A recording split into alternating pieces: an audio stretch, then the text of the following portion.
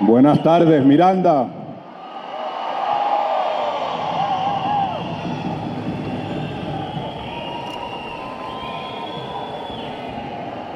Ustedes saben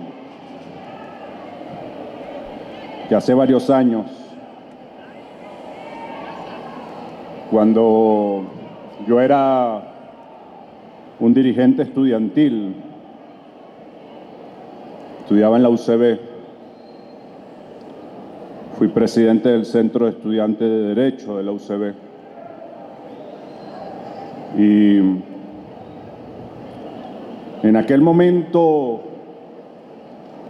yo creía que uno de los motores de la política era la ambición personal, que uno tenía que aspirar y que eso lo movía a uno. Y cuando estaba en el Centro de Estudiantes de Derecho, yo decía, bueno, ¿qué vas a hacer tú, Héctor, cuando te gradúes? ¿Para dónde va a ir tu vida política? Y yo perfilé que quería ser alcalde del municipio Sucre. Y empecé a trabajar para eso. Nos inventamos, en ese momento, principios del gobierno de Chávez, no existían todas las universidades que hoy existen. La población flotante, los bachilleres sin cupo, era una realidad muy dura. Y la cantidad de muchachos que entraba a las universidades provenientes de liceos públicos era muy pequeña. Casi todos los muchachos que se graduaban del liceo tenían que pagar algo que llamaban los cursos propedéuticos para poder entrar a esa universidad, a la UCB, a la ULA, a la UDO.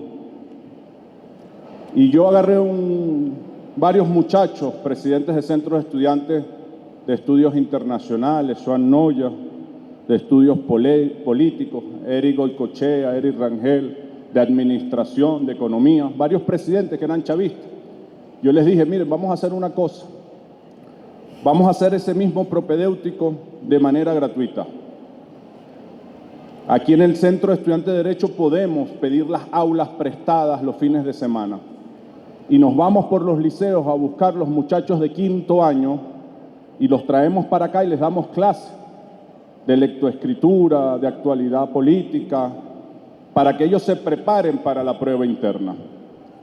E hicimos un piloto y funcionó. Un liceo de Chacao que tenía varios años sin meter ningún bachiller en la UCB, ese año metió 36. Y ahí se me prendió la chispa. Yo dije, ¿y qué pasa si hacemos esto con todos los liceos de Petare? Y empecé a visitar todos los liceos. Y a través de ellos empezamos a organizar una fuerza en las comunidades, con los padres, con las madres, y empezamos a direccionar el trabajo comunitario que hay que hacer en la universidad hacia Petare. Me acuerdo que una vez Pepe, que no podía ir a la reelección, yo no lo conocía, me preguntó quiénes son esos muchachos que andan por ahí y me llamó a una reunión. Ahí lo conocí por primera vez. Luego vino la elección de la Dirección Nacional del PSUV, yo quedé electo. Y yo dije, ahora sí, estoy graduando, soy miembro de la dirección, gané las elecciones y habían elecciones internas para ver quién era candidato. Y dije, es mi momento, no hay manera de que yo pierda esas internas. Pepe no podía ser reelecto. Yo tenía un liderazgo que había construido ahí a través de eso que les conté. Y un día me llaman de la dirección y me dicen, no puedes ser candidato. ¿Y pero por qué? Si hay unas elecciones internas, si yo tengo liderazgo, ¿por qué no puedo ser? No lo entendí. Simplemente me dijeron, no puede ser. La dirección considera que tú no puedes ser candidato. Me desmoralicé. No lo entendía, no lo comprendía. Me dio rabia, me puse triste. Y bueno, asumí otras tareas. Diosdado era candidato a la reelección y él era vicepresidente del partido por la región central, que incluía Aragua y Guárico. Como era candidato, pusieron a compañeros y a compañeras a asumir los estados mientras él asumía su candidatura. A mí me tocó Guárico, y me fui para allá. Me interné en Guárico, visité todos los municipios, hermoso Guárico, para tratar de pasar la tristeza que cargaba encima política, porque se me vino el mundo abajo, porque para mí la política era aspirar a algo. Ya me estaba mudando para Guárico. William Lara iba a ser gobernador, me propuso que lo acompañara. Y un día, yo estoy terminando los estudios y le mando un mensaje al Chávez, pues yo tenía un telefonito por el que me comunicaba con él desde que hablé en la Asamblea Nacional. Le digo, jefe, ya yo terminé mis estudios. ¿Qué vas a hacer? No, yo estoy mudado para Guárico. Era días antes de su cumpleaños. Me dice, vente tal día que voy a cumplir años para que celebremos. Y yo llegué antes. Me dijo, llega antes. Me pasó un despachito. Yo, feliz cumpleaños, le regalé un libro del mariscal Sucre. Lo recuerdo. Y me dijo, mañana empiezas a ser ministro del despacho. Me sorprendió. Yo no sabía ni hacerme un nudo de la corbata. No tenía ni un traje. Y pasado mañana sales a China. Tienes que dirigir un viaje que vamos a hacer. Me cambió el mundo. Y pasé varios meses viviendo con él. En 6 meses que fui ministro del despacho, fui 2 días a mi casa. Me acostaba a las 3 de la mañana todos los días y me paraba a las 6. Aprendí mucho, leí mucho. Todo lo que le entregaba me lo tenía que leer antes porque de todo me preguntaba. Todos los mapas, todos los informes. Pero lo que más aprendí era por qué él no me había dejado ser candidato. Un día lo entendí hablando con él. Cuando me dijo, mira Héctor, lo peor que le puede pasar a un político es hacer la política por la aspiración y por la ambición de un cargo. Porque cuando haces la política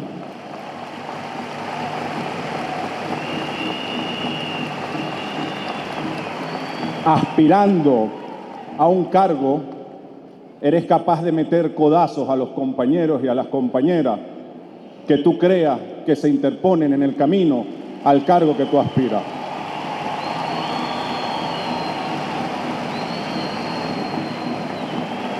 La ambición que debe mover la política, me dijo Chávez, es hacer realidad un proyecto de país, hacer realidad un proyecto de patria. Y en nuestro caso, los que nos llamamos bolivarianos, los que nos llamamos chavistas, hacer realidad el proyecto de Bolívar, el proyecto de Chávez. Hacer realidad una patria digna, soberana, productiva, donde todas y todos vivamos con justicia, con dignidad, donde todas y todos nos sintamos orgullosos de haber nacido en esta patria.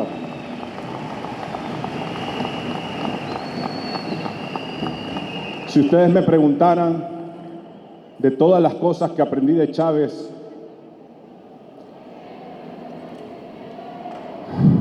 ¿cuál es la más importante? Yo les diría, compañeros y compañeras, que es que hacer la política sin aspiraciones personales. Que todo lo que nos mueva sea una aspiración colectiva, sea la aspiración de hacer un país distinto. ¿Y por qué esa es la más importante? Porque cambia la ética en cómo haces las cosas.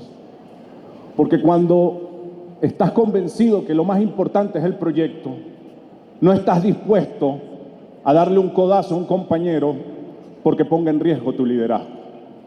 Por el contrario, sabes que un país necesita mucho liderazgo y a veces te pones a un lado para que el liderazgo del compañero y la compañera crezca, se estimule, se desarrolle.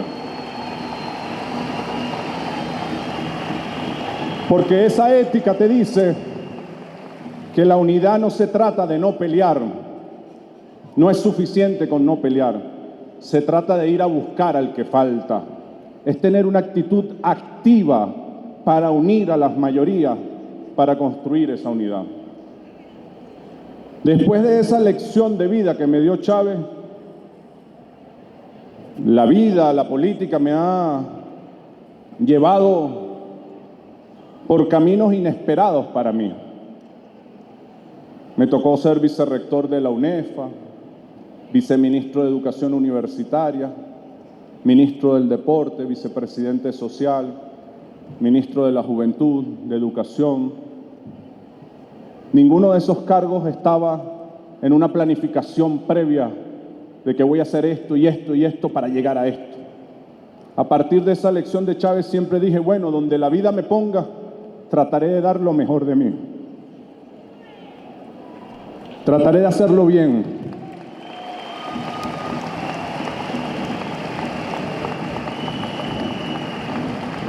Trataré de unir. Un día el compañero Nicolás me pidió que lo acompañara a un acto de trabajadores en Bolívar.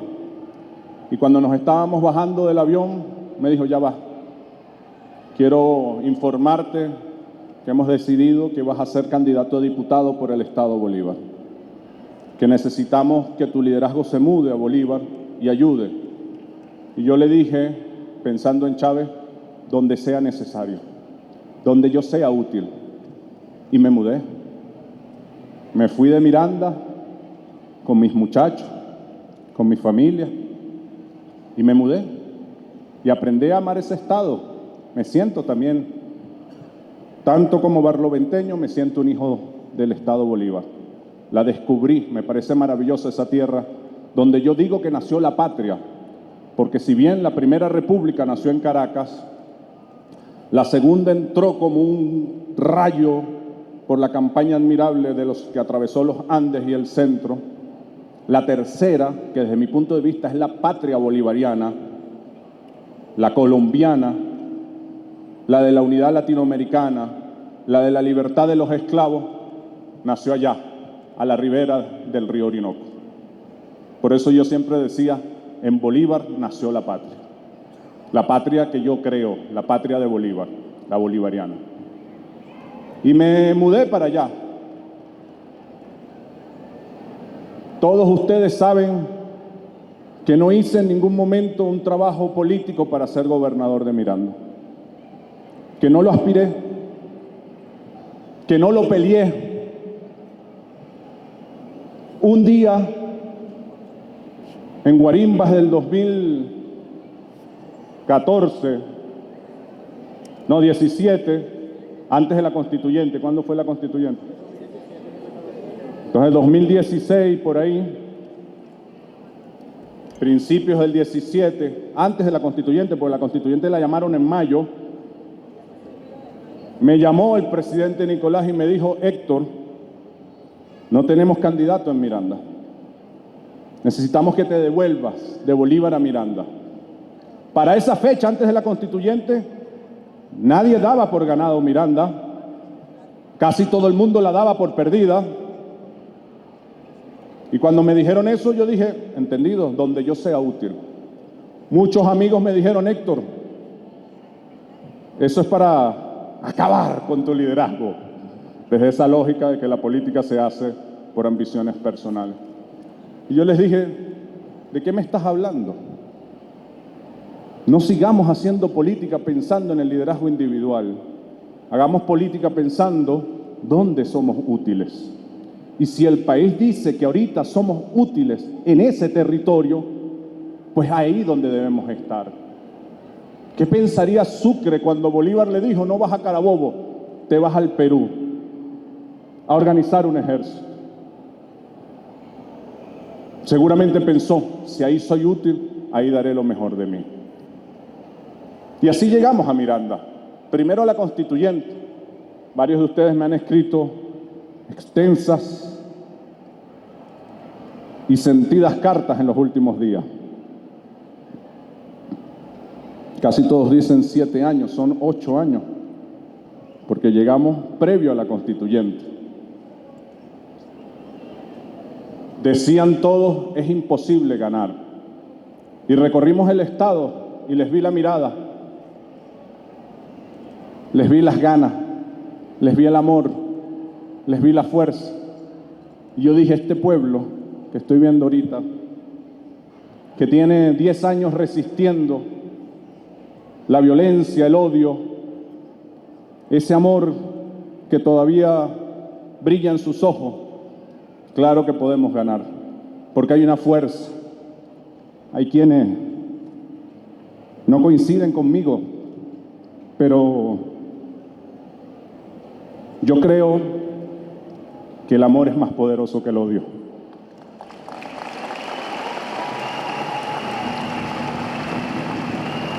Lo creo. Y yo sabía que si lográbamos unir al liderazgo de Miranda, al pueblo, y lográbamos organizarnos bien, y lográbamos transmitir un mensaje correcto que generara esperanza, luego de esa desastrosa gestión que había tenido Capriles, desastrosa, era el territorio más violento del mundo para el momento en que nos entregó la gobernación. No había manera de que se nos escapara la victoria. Y entre todas y todos, y quiero que me escuchen muy bien, estoy respondiendo ahorita las varias cartas que he leído en estos últimos días.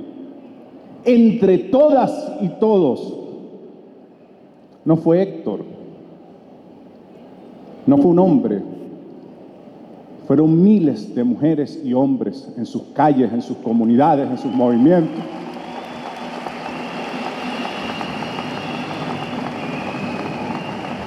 Los que hicieron realidad esa victoria. Sin querer, llegué aquí. Yo sabía, o me imaginaba, o era una posibilidad de que mi ciclo en Miranda estuviese terminando. Creo que todas y todos sabíamos que era una posibilidad. Y a pesar de que yo no quería ser gobernador y que sabía que el ciclo estaba terminando, debo confesar que en los últimos días se ha inundado mi corazón de nostalgia y de tristeza.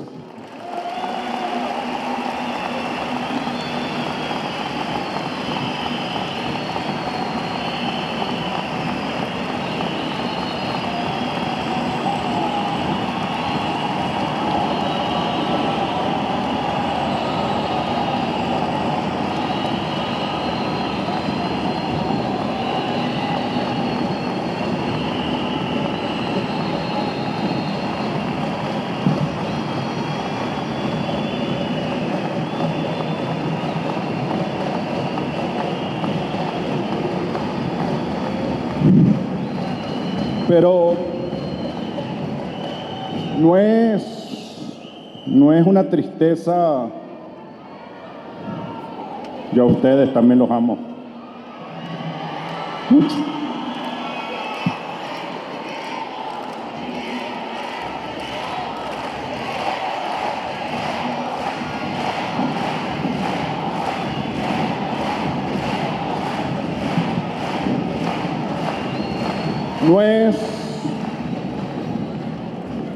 No es una tristeza de esas que desmovilizan o que te desmoralizan o que te quitan la energía, no.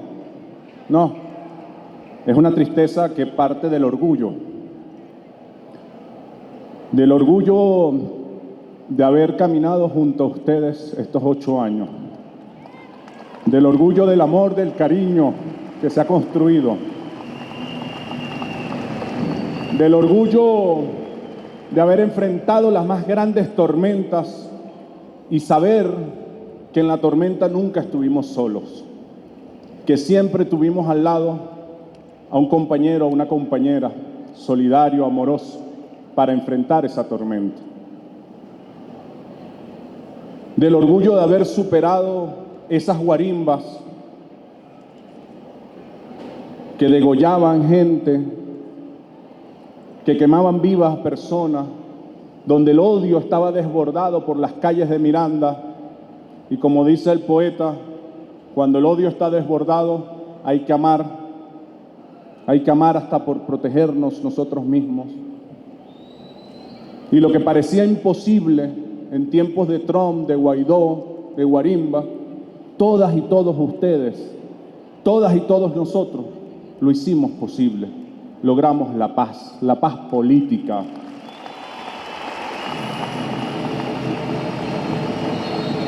Logramos la victoria de la paz. Y logramos enfrentar la herencia que nos dejó Enrique Capriles. Yo me bajé del carro y tenían ahí un callejón con los muchachos de la policía, los bomberos, las ambulancias, los Transmiranda, los cisternas, las patrullas. Ojalá cuando yo hubiese llegado me hubiesen dejado esas cosas para enfrentar las dificultades. Nos dejaron un estado desmantelado, con miles de conflictos. La troncal 9 la cerraban para que tú no pasaras por ahí. 12 secuestros semanales, 70 homicidios semanales. Y todas y todos ustedes, con mucho coraje, con mucha valentía, enfrentaron esa realidad. Después vino el apagón, ¿se acuerdan? Que en Miranda duró más. Y duró más, por cierto, en comunidades altamente opositoras, donde hasta hace pocas semanas el odio estaba desatado. Y ahí vimos a nuestros bomberos, a nuestra protección civil, a nuestra policía, subiendo y bajando abuelitos porque los ascensores no funcionaban. En amor, sin odio, sin rencor. Y como si no fuese poco todo eso, después vino la pandemia. El primer estado donde llegó un caso fue en Miranda. El mundo no sabía qué hacer con la pandemia. El miedo se impuso, es la verdad. Yo me acuerdo las conversaciones con la policía, con los choferes de Transmiranda, con las madres cocineras, con los médicos comunitarios, con los líderes de calle y comunidad, cuando les tuve que decir, miren, está pasando esto, la gente está muriendo, es altamente contagiosa y tenemos que ir a Apure, al Zulia, a Bolívar, a Táchira, a Amazonas, con los Transmiranda, a buscar los migrantes, porque allá no los están atendiendo y se están regresando, para venirnos varias horas por carretera y traerlos acá y convertir los hoteles y las escuelas en hoteles sanitarios para no desbordar los hospitales y atenderlos en una cuarentena. Y lo más seguro, les dije, es que ustedes en ese esfuerzo se enfermen. Así que les pregunto, ¿quiénes están dispuestos a asumir esa tarea? Y en cada reunión, todos, absolutamente todos, dijeron, Héctor, cuenta conmigo.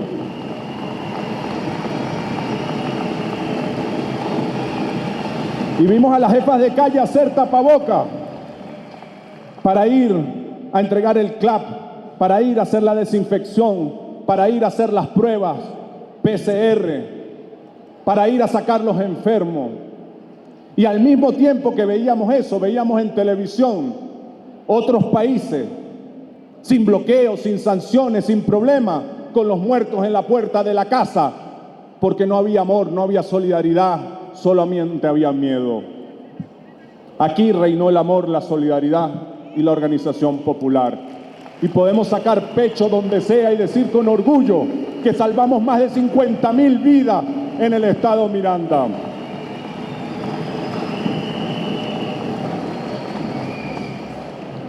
Y superada la pandemia, retomamos algo que era columna vertebral, o que es columna vertebral de nuestro modelo político, que es la democracia protagónica y participativa. Y al igual que el Consejo Científico, la consulta, que parecía una utopía, no solamente es realidad en Miranda, sino que es referencia nacional en las formas correctas de hacer política con la gente, involucrando a la gente en la lista de los problemas, en la priorización, en la ejecución, en el control, en la solución concreta de los problemas, porque gobernar se trata de resolver problemas concretos, no de hablar pistolada. También nuestros productores, los paperos, se habían acabado las papas por el bloqueo, nos quedamos sin semilla. Y los científicos y los agricultores volvieron a producir papa con semilla nacional. Y los productores de flores volvieron a poner sus flores en el mercado internacional. Y los productores de café y de cacao volvieron a poner nuestros productos. Y Miranda volvió a levantar su industria y su turismo. Yo les quiero contar algo. Las primeras veces que yo iba a reuniones nacionales como gobernador, mi silla estaba siempre en la mesa de seguridad ciudadana. Las últimas semanas, antes de que me avisaran el cambio, Miranda tenía una silla en la mesa económica, en la mesa científica, en la mesa productiva, en la mesa social. Porque Miranda dejó de estar primera en índices delictivos y pasó a estar primera en índices deportivos, educativos, de vacunación, de identidad, de orgullo.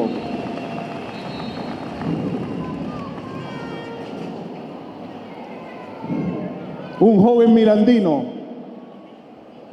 era un malandro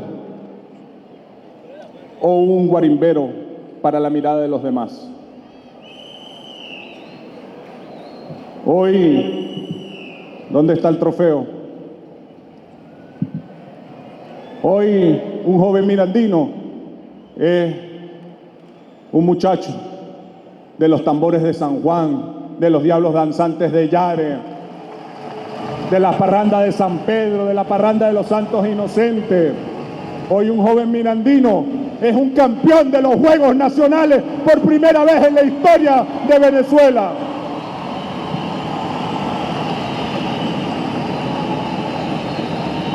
Hoy un joven mirandino es un estudiante, un emprendedor, un policía honesto, un científico, un muchacho de las Olimpiadas Científicas.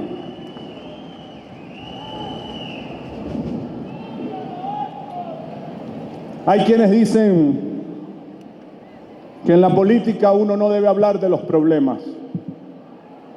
Y yo recuerdo que en la primera elección varios me decían, no hables de la seguridad. Ese es un problema que no tiene solución. Y yo decía, ¿y para qué soy candidato si no es para resolver los problemas de la gente? Y me acuerdo que en las primeras mesas de seguridad, que eran 70 homicidios semanales, les dije, en los primeros 4 años hay que bajarlo a 10. Y todos me dijeron, es imposible. No lo bajamos a 10, lo bajamos a 2. Y lo van a llevar a 0, estoy seguro que es así.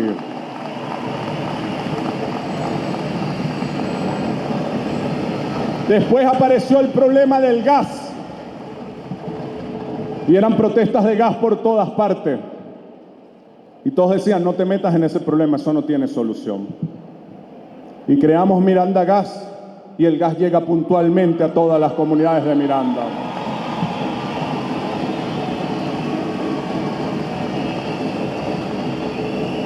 Luego, para la segunda elección, me dijeron, no te metas con el agua, que eso no tiene solución. Nos metimos con el agua. No está solucionado todavía, pero vamos en el camino correcto para que le llegue agua a todo el mundo, todos los días. Y no pueden descansar, porque no se trata de Héctor Rodríguez, no se trata de Héctor Rodríguez, se trata de cada jefa de calle, de comunidad, de cada consejo comunal, se trata de la juventud, de las mujeres, de los maestros, se trata de los policías en cada cuadrante de paz, se trata de los cultores y las cultoras.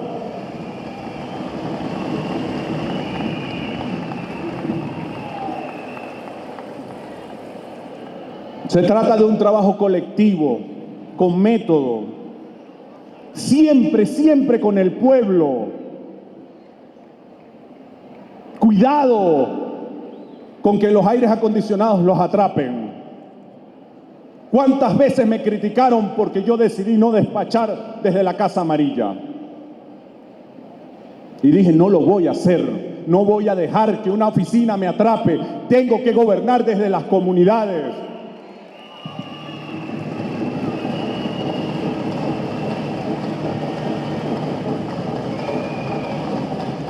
Cuidado con la prepotencia del poder, porque el poder te hace prepotente. Tienes tanta gente a tu lado, de buena voluntad y a veces de mala, diciéndote solo lo que quieres escuchar, que te desconectas de la realidad. Cuidado con eso, compañeros, compañeras. No permitan que los zapatos se dejen de llenar de polvo. No permitan que la camisa deje de sudarse.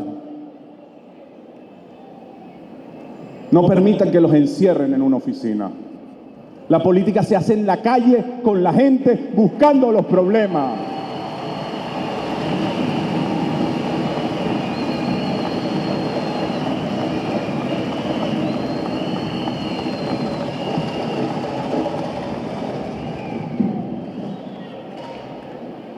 En las próximas horas me tocará entregar formalmente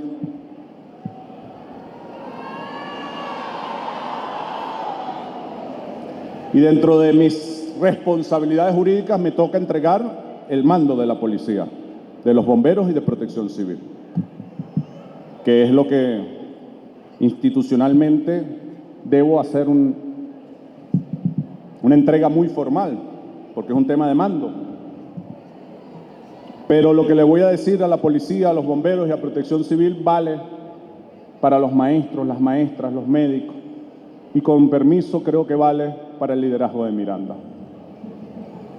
Cuerpos de seguridad a mi mando.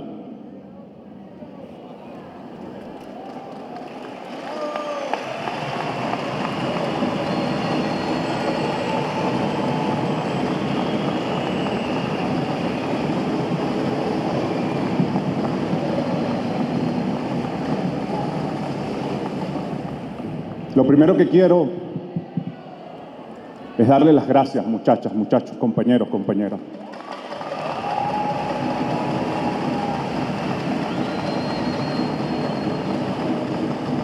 Se dice que no hay policía honesta. Yo digo, yo sí tengo una policía honesta. Es la policía de Miranda. Humilde, trabajadora, sincera. Yo les pido que asuman a plenitud el mando de la persona que le corresponda sustituirme. Pero más allá de esa formalidad, lo que realmente les pido es que nunca pierdan la honestidad, que nunca pierdan la razón de ser de un policía, de un bombero, de un funcionario de protección civil, de un médico, de un maestro, de un líder social, que es proteger a nuestro pueblo, que es cuidar a nuestro pueblo. Es difícil bajar los índices delictivos y ustedes lo lograron, pero más difícil aún es bajar la narrativa sobre la violencia y sobre un cuerpo de seguridad. Y yo les aseguro, compañeras, compañeros, que ese uniforme que ustedes tienen puesto hoy en las comunidades de Miranda es admirado y respetado.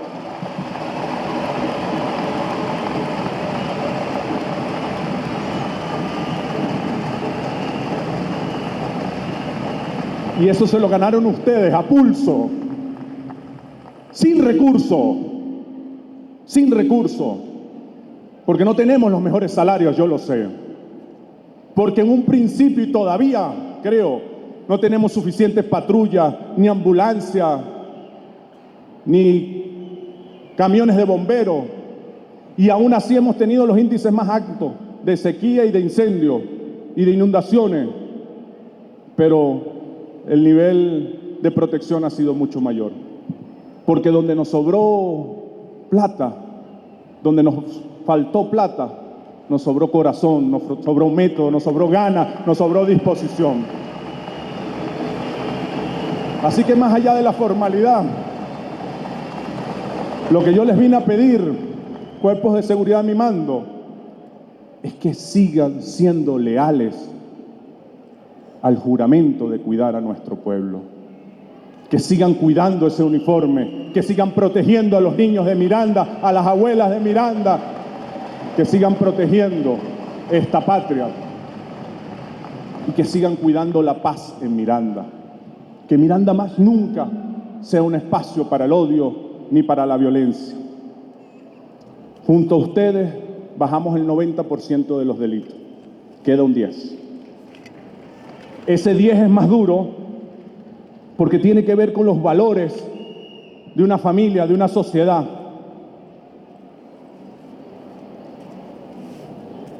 Sé que pueden creer o pueden sentir que las dejo, pero no es así.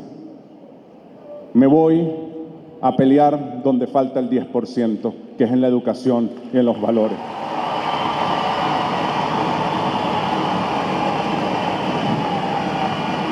Así que, en la práctica, me voy al centro de la batalla con ustedes, queridos compañeros y compañeras. Vamos a hacer de este país un país seguro, donde reinen los valores del amor, de la solidaridad y del respeto. No los dejo. Voy a seguir luchando junto a ustedes. Y sé que cuento con todos ustedes. Seguridad mi mando, les pido que sigan cuidando al pueblo de Miranda. Y tengan la certeza que donde yo esté, daré lo mejor de mí. Muchas gracias.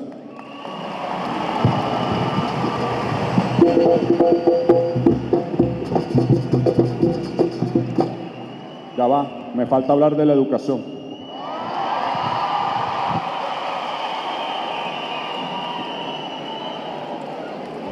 Pero antes de cerrar con Miranda, quiero decir dos cosas más. Hemos hecho muchas cosas buenas, bonitas. Yo me siento orgulloso de lo que hemos hecho. Pero también estoy consciente de que faltan muchas cosas por hacer. En cada comunidad, en cada calle, en cada sector. Yo les pido perdón por mis errores, por mi falla y por lo que no haya podido hacer en estos 8 años.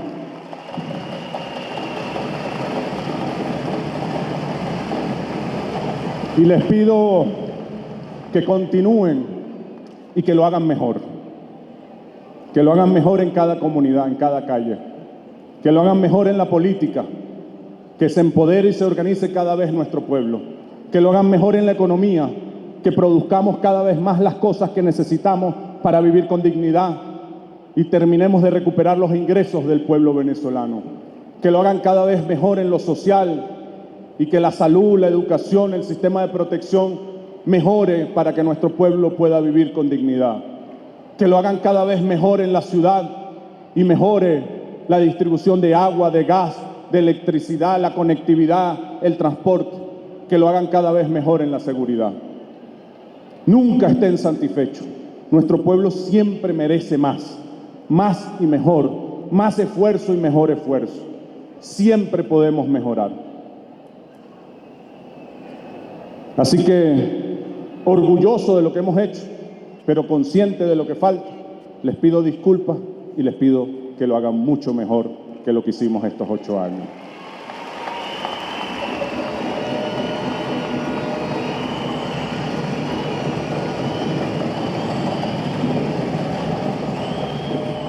Sobre la educación, en Venezuela, empiezo diciendo que en este país usted puede estudiar gratuitamente preescolar, escuela, liceo y universidad en los 335 municipios de este país. Eso es una verdad indiscutible y es algo que nunca había pasado en la historia de Venezuela y que poco pasa en cualquier país del mundo. Tener una educación pública en todo el territorio. A veces uno da los derechos conquistados como que van a ser para toda la vida. Y eso no es así. Los derechos que se conquistan hay que pelear para conservarlos. La soberanía, la patria, la democracia, la dignidad, la educación pública, hay que pelearla para mantenerla. Porque hay quienes creen que eso no deben ser derechos, sino que debe ser un negocio. Dicho esto, también digo que hoy la educación está herida por 3 guerras que ha vivido y que está viviendo. La primera de ellas es el COVID, que hizo mucho daño a toda la sociedad, pero especialmente a la educación, porque alejó del espacio educativo al maestro, al estudiante, a la familia y a la comunidad, que son los 4 actores que giran en torno al espacio educativo. La Segunda Guerra, el bloqueo, las sanciones, las condiciones económicas, materiales, que han afectado el ingreso de los maestros, de las maestras, de los trabajadores de la educación, pero que también han afectado la infraestructura, los recursos pedagógicos, los servicios públicos asociados a la educación, como el transporte, el agua, la luz, pero que esas condiciones materiales también han afectado lo subjetivo, que es la esperanza, que es la unidad familiar, y que también afecta eso a la educación. No es solamente un tema material, de salario, cabilla, computadoras, libros, también es un tema espiritual. Y el tercer elemento que ha afectado a la educación, que la afecta, y que para mí es hoy una de las principales amenazas que tiene la humanidad, son las redes sociales. Lo que apareció siendo una gran esperanza para tener acceso a la información, para la libertad, para la educación, porque independientemente que tú no tuviese una biblioteca, podía conectarme con cualquier bibliografía, porque se acababa la dictadura de las editoriales y yo personalmente decidía qué veo, qué leo, qué oigo y qué hablo. Hoy en día se ha convertido en la dictadura de los algoritmos. Y aunque yo decida seguir una persona, el algoritmo decide si me muestra o no lo que esa persona publicó. Y aunque yo decida plantear algo a mis seguidores, el algoritmo decide si lo que yo estoy planteando se lo muestra o no se lo muestra a los algoritmos. Y estamos las familias, las comunidades, los maestros y las maestras peleando contra los mejores ingenieros del mundo y las empresas más ricas que están construyendo redes que hoy son consideradas por los estudiosos como drogas adictivas. ¿O no es esa una realidad? Hay algunos estudios que ya se atreven a decir que pudiera esta generación ser la primera generación en toda la historia de la humanidad cuyo conocimiento cultural e intelectual sea menor que la generación anterior.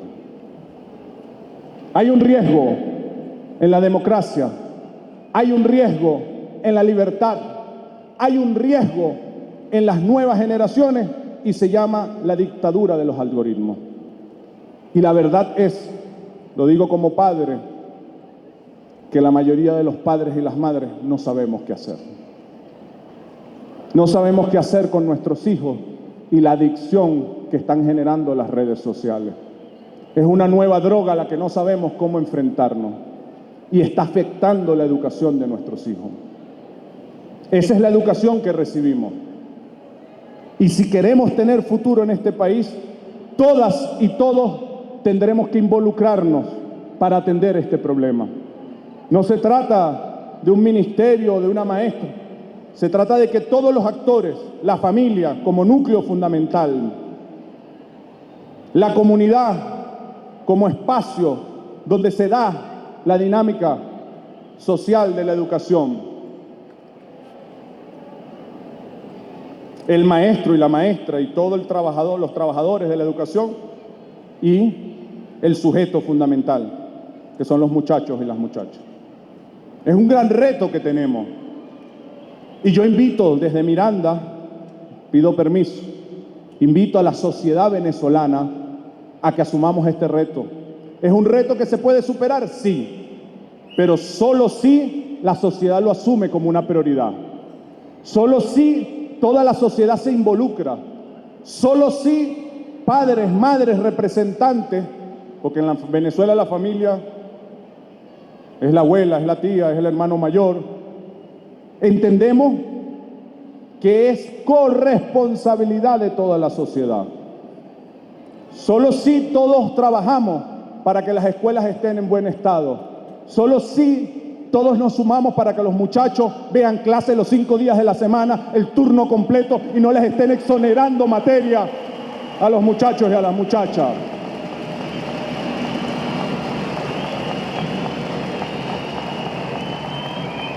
Es una batalla por el futuro del país. Es una batalla a la que yo convoco a todo el pueblo de Venezuela. Más allá de las diferencias políticas, ideológicas, no se trata de diferencias políticas, ideológicas. Yo les pido que en el tema educativo las dejen a un lado. Se trata del futuro de la juventud venezolana. Se trata de los valores que van a guiar este país en el mañana. Se trata de si vamos o no a tener patria y vamos a sentir orgullo o no de haber nacido en esta tierra sagrada. Se trata si vamos a tener las capacidades técnicas para desarrollar el petróleo, el gas, la agricultura, la salud y la ciencia venezolana. Se trata de si vamos a tener país o no. Los maestros, sin duda alguna, son la columna vertebral de la educación. Y en ellos deberé yo concentrar toda mi atención para que sus condiciones materiales y morales mejoren, para que vivan con dignidad, pero también para que el pueblo les dé al maestro y a la maestra el valor que se merece como actores fundamentales en la construcción de una sociedad. Pero sin dejar de asumir plenamente mi responsabilidad, tengo absoluta conciencia de que no puedo solo. Y yo le pido a cada mamá, a cada papá que me está escuchando, le pido a la policía, le pido a los bomberos, le pido a los profesionales y técnicos de este país, le pido a las comunidades organizadas de este país que no me dejen solo en esta tarea. Yo estoy seguro de que lo podemos hacer bien. Yo estoy seguro que podemos tener la mejor educación del planeta. Yo estoy seguro que podemos mejorar la calidad de la educación de nuestros hijos. Yo estoy seguro que podemos enamorar a nuestros hijos de la lectura, de la ciencia, de la geografía, de la historia. Yo estoy seguro que podemos formar un futuro mejor para el país. Pero estoy seguro de que lo podemos hacer si y solo si todo el país asume esta tarea como una tarea propia, como una tarea colectiva, como una tarea de toda la sociedad, como una tarea del país que soñamos. La educación tiene que reflejar el país que imaginamos en el futuro. Si ustedes quieren que mañana Venezuela sea un país en paz, democrático, plural, donde haya una sociedad crítica, que sepa tomar sus propias decisiones, que tenga toda la capacidad técnica para desarrollar toda su capacidad económica y vivir con dignidad, que tenga servicios sociales y públicos que funcionen con calidad, escuelas, centros de salud, agua, gas, transporte, ciudades planificadas, ciudades para caminarlas, no ciudades dormitorios, ciudades para vivir, un país seguro, soberano. Si ustedes quieren eso, en verdad, eso se construye en la escuela, eso se construye en el aula de clase, eso se construye en los muchachos y en las muchachas que representan el futuro de Venezuela. Así que en este acto, perdónenme, yo sé que siempre termino pidiéndoles, pero yo vine a pedirles que me acompañen en esta hermosa tarea de formar las nuevas generaciones de este país, en esta hermosa tarea de soñar el futuro de este país y hacerlo juntas y juntos realidad. Yo vine a pedirles que caminemos juntos para mejorar la educación de Venezuela y en consecuencia para construir un futuro mejor para Venezuela. Que Dios bendiga a Miranda, los amo con todo mi corazón, di lo mejor de mí y lo seguiré dando. Gracias, gracias, gracias.